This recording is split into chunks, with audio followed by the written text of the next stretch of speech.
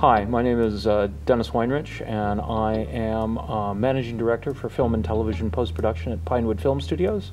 I'm also part of the James Gang, which helps to run the Joint Audio Media Educational Service. Hello, I'm Tony Platt. I'm a producer and engineer, one of the founder members of James. I've been in the industry for about 35 years now. Hello, my name's Melvin Toms and my background is in technology and technical equipment. Hi, I'm Phil Harding. I'm the current chair of James. I've worked in studios since the 60s. I worked at Abbey Road.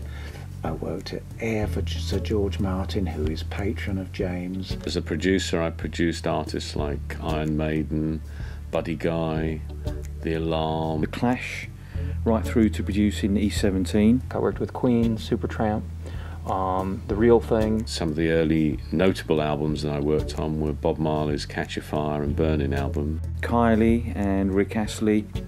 Moving later, Tom Robinson, Wham.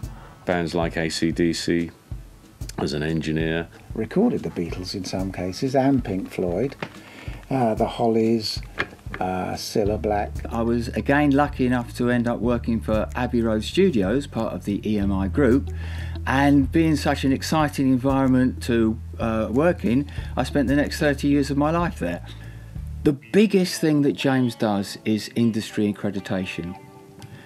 Accreditation really benefits three groups of people: students, the educators themselves, and of course the industry. The most important things to me about James are its ability to really link industry and education together. You've got sound professionals on one side of the table, as it were, and educational professionals on the other side of the table.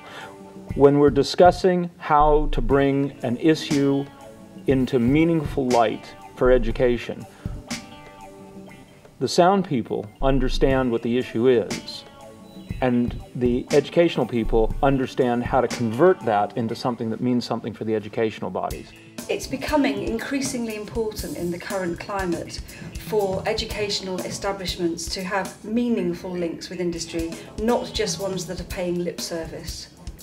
So getting James involved is the first step, and then the important thing is to develop an ongoing relationship that is mutually beneficial.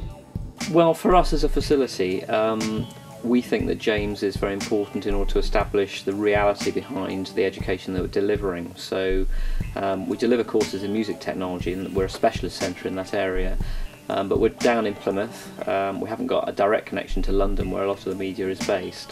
And being able to talk to experts in the field and to have the authentication of the industry is very important to us as an educational facility.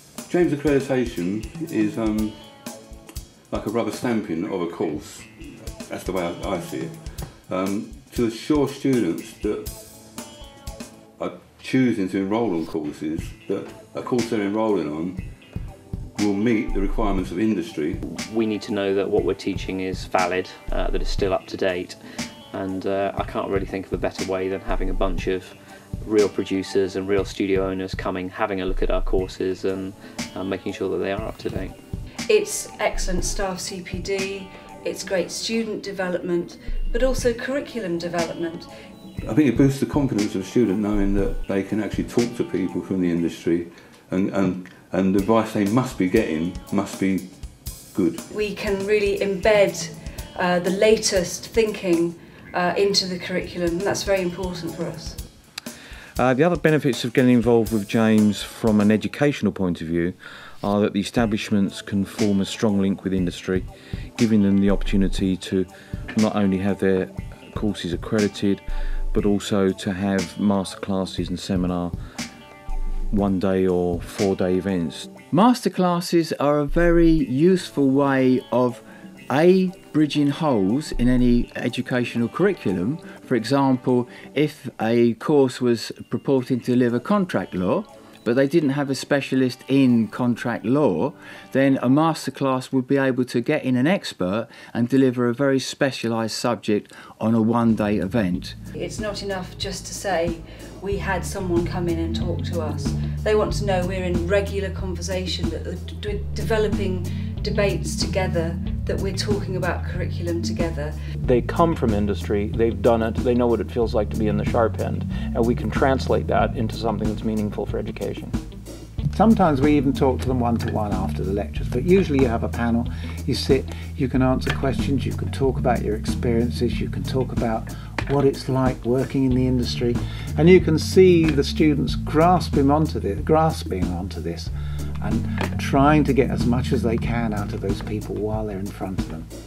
My advice would be to look at the vocational and the university courses that exist.